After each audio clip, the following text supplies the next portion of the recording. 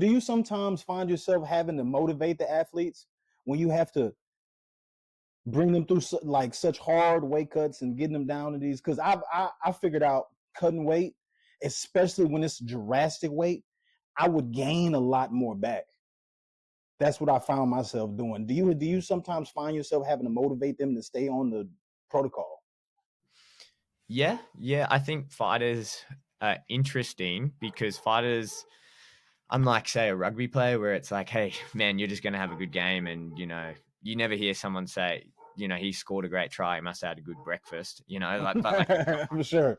if someone misses weight, you go, oh man, well, we all know why you miss weight. You didn't follow your diet. So I think there's a lot more external motivators. And then if it's their career, right, and what it means to them, there's both that external, internal. So I think motivation is quite high with that athlete population. But yeah, of course, it's the struggle I found, at least early on, wasn't necessarily motivating them because no one wants to miss weight, and friends and family. Sure. All know that feeling, when you get on the scale and you're like, shit.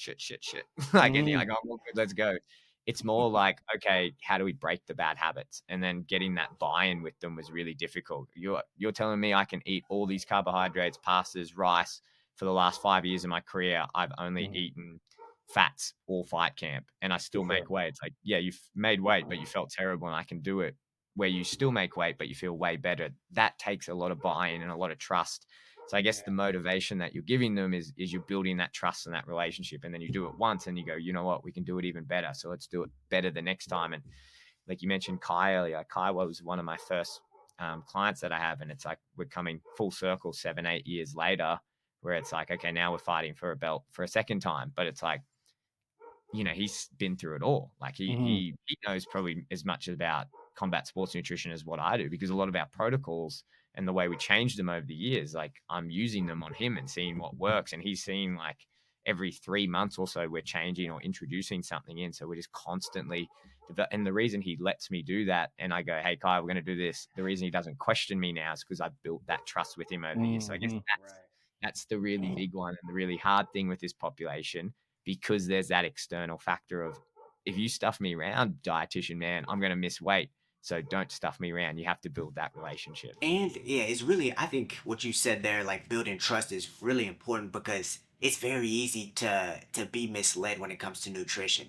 Like they might tell me tiramisu is just the best thing for me, but if if I start eating that and I believe them just because I'm like looking on social media, then it's gonna mess me up in the long run. But that's why it's important. I think it's important for everyone to honestly be following your page who's aspiring to fight and things like that, because man, nutrition, that's what would you say, like 50% of the battle when you are going to a fight, especially for combat athletes?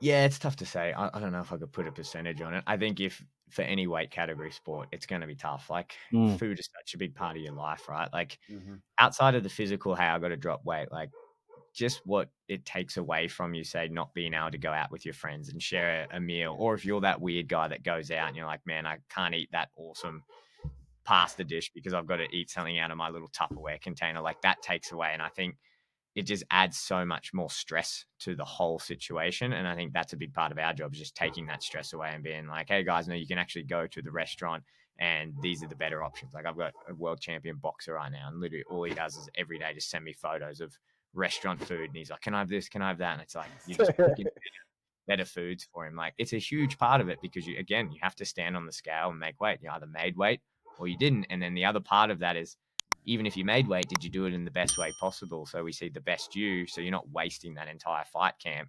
Can you get in that cage as your best self? So yeah, it's very important. So you don't think? What's up, villains? New episodes of the Will versus the Way Uncensored MMA podcast drop weekly. Make sure to check out our most recent episodes and latest interviews that we've had on the channel. Thank you guys for watching, and don't forget to subscribe.